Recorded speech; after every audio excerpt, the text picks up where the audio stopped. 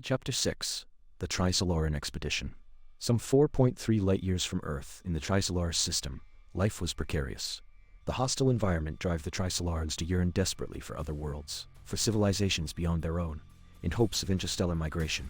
But the peculiar nature of their three suns denied them a crucial advantage. They could not amplify radio waves. They could only listen passively, and so thousands of listening posts were built, spread across the planet. At one of these stations, Listener 1379 was the first to capture the message sent by Yi Wenji.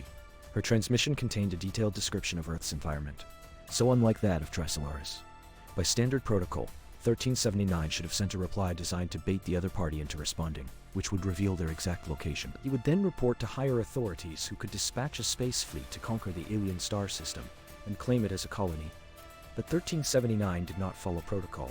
He had his reasons.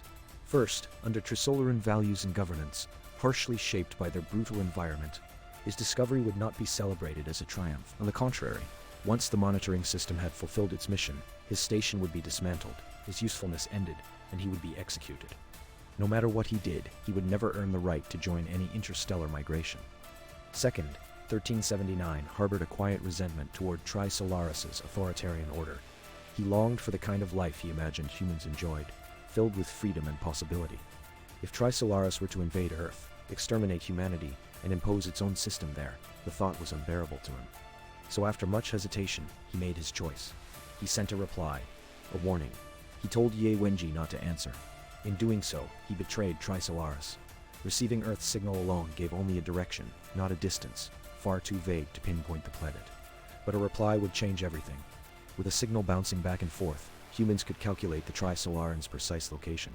In theory, Earth itself could mount an invasion. When the supreme leader of Trisolaris learned what 1379 had done, he immediately ordered the formation of a space fleet to depart toward the source of the signal. It was a desperate gamble. The fleet knew only its heading, not the length of the journey or even if it had an end. And yet, the leader did something unprecedented. Instead of executing Listener 1379, he pardoned him. He permitted him to dehydrate into hibernation, so that he might live long enough to witness the destruction of Earth's civilization with his own eyes. From the behavior of both 1379 and Trisolaran leadership, it's clear, at this stage, the Trisolarans had not yet grasped the Dark Forest principle. If they had, they would have realized that listening ghosts were largely meaningless, for most civilizations would hide, never broadcasting recklessly, and their standard tactic, replying to lure the other into revealing itself, would itself expose Trisolaris, a grave taboo in cosmic society. It was only through this fragile thread of contact with humanity that the Trisolarans began to reason their way toward the Dark Forest. Their insight would unfold, almost in parallel with Yi Wenji's own dawning realization.